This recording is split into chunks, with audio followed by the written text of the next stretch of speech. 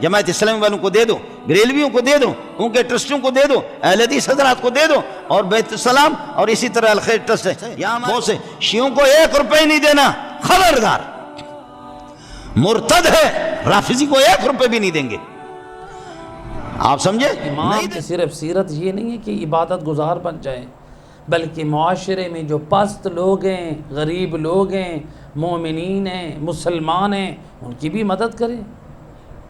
موجودہ دور، موجودہ حالات میں جو ہمارا پاکستان وطن عزیز جس بحران کا شکار ہوا ہے، سیلاب میں، اس میں ہماری شرعی ذمہ داری بنتی ہے اپنے دامن خیر سے جتنا آپ کے لیے ممکن ہے، آپ اپنے دامن خیر سے ضرور آپ فنڈ بھیجیں، امین لوگوں کے ہاتھوں سے بھیجیں۔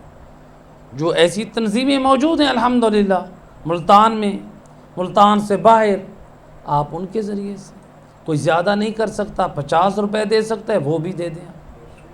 پتہ نہیں وہ 50 روپے آپ کا دیا ہوا پتہ نہیں کس کی بھوک کو مٹا دے، نہ جانے کس بچے کی بھوک اور پیاس کو ختم کر دے۔ اور مولا علی علیہ السلام فرماتے ہیں، مل کے صلوات پڑھیں، اللہم صلی علی، امام فرماتے ہیں تھوڑا دینے سے شرماؤ نہیں، نہ دینا اس سے بھی بدتر ہے۔ یعنی انسان کے اگر آپ کے پاس گنجائش ہے 1000 روپے، 500، 100 روپیہ، 50 روپیہ، بچوں کو بھی رغبت دلائیں کہ بیٹا آپ امام حسین کی محبت میں آج کی خرچی ان سلاب زندگان کو آپ اسی پیسے میں بھجوا دیں۔ یہ بچوں کی ہم تربیت کریں گے، حضرت جبرائیل امین نے آ کے ان کی تربیت نہیں کرنی، یہ والدین نے کرنی، یہ میں نے اور آپ نے کرنی۔ صلوات پڑھ دیں محمد رحمہ۔ لہٰذا آج کل سوشل میڈیا پہ ایک کلپ چل رہا ہے، یعنی دیکھیں افسوس ہوتا ہے، امت اسلامیہ کو درس دے رہے ہیں، درس قرآن، اور اس میں تعصب یہ دیا جا رہا ہے کہ آپ شیعہ علاقوں میں جو شیعہ افراد ہیں، آپ ان میں جب آپ کو پتہ چل جائے وہاں پر ان کو کچھ بھی نہ دیں، باقاعدہ وہ نام لے کے کہہ رہے ہیں، آپ شیعوں کو فنڈ نہ دیں، ان کی ہیلپ نہ کریں، ان کی مدد نہ کریں۔ وہ کہنے والا کہہ رہے ہیں آپ بریلویوں کو دیں، آپ فلاں کو دیں، آپ سب کو دے دیں، شیعوں کو نہ دیں۔ میں کہتا ہوں یہ درس قرآن تو دے رہے ہیں لیکن قرآن کو سمجھا نہیں ہے۔ کاش جس ہستی پہ قرآن نازل ہوا اس کی تعلیمات کو تو سمجھ لیتے۔ سید الرسل اپنی پاک زبان سے فرماتے ہیں، خیر الناس من ینفع الناس، لوگوں میں سے اشرف، افضل، بہترین انسان وہ ہے جو انسانیت کو فائدہ پہنچائے۔ نبی میں اس نے نہیں فرمایا کہ تم یہ دیکھو یہ مذہب کا سنی ہے یا شیعہ ہے، نبی نے فرمایا یہ دیکھو یہ انسان ہے۔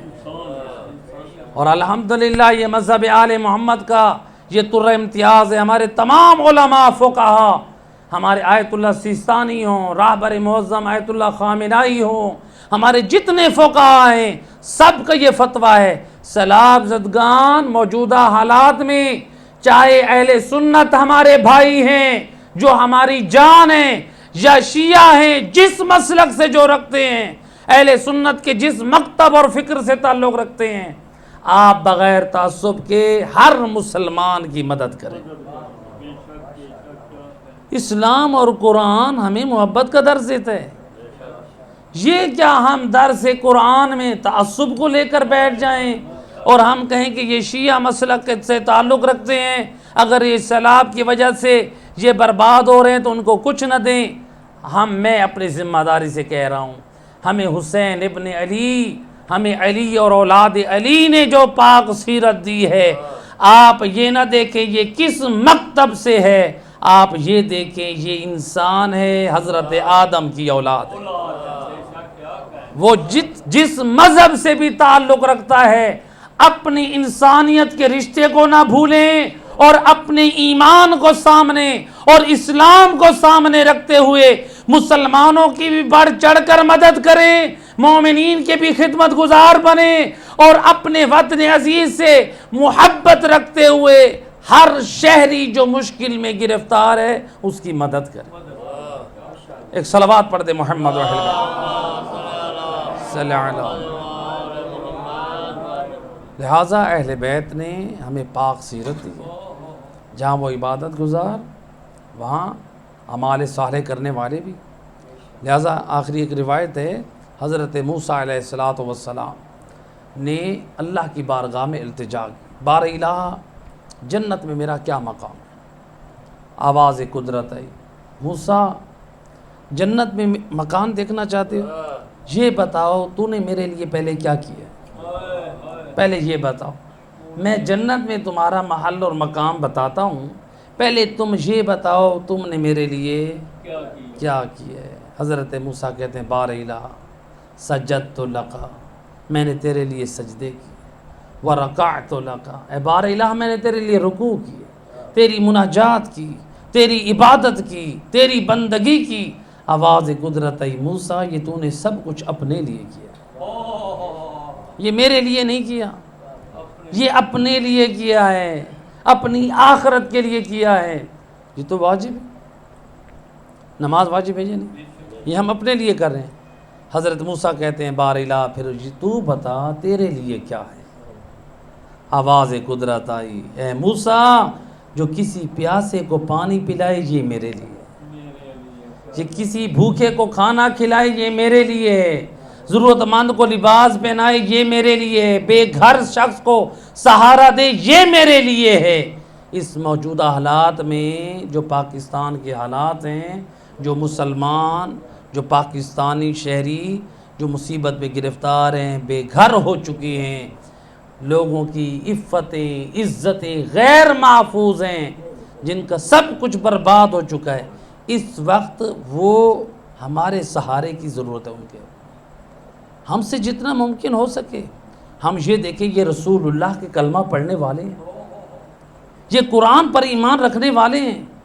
انسان تعصب سے باہر آئے، قرآن ہمیں محبت کا درس دیتا ہے، رسول اور آل رسول نے ہمیں محبت کا درس دیا ہے، تعصب کا درس نہیں دیا ہے۔ لہٰذا دیکھیں جو بھی مسلمان بھائی ہے، جس فرقے سے بھی تعلق رکھتا ہے، اپنا شرعی وظیفہ سمجھتے ہوئے اپنے مسلمان بھائی کی مدد کریں۔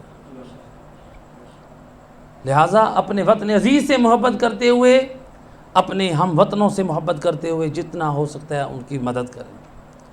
تو لہٰذا بہترین جو ہم اللہ کے لیے کام کر سکتے ہیں وہ کیا ہے؟ ضرورت مندوں کی ضرورت کو پورا کریں۔ اور اس وقت جو ہمارا وطن عزیز جس مشکل سے گزر رہا ہے، ہمیں چاہیے جو ضرورت مند لوگ ہیں ان کی طرف توجہ کریں۔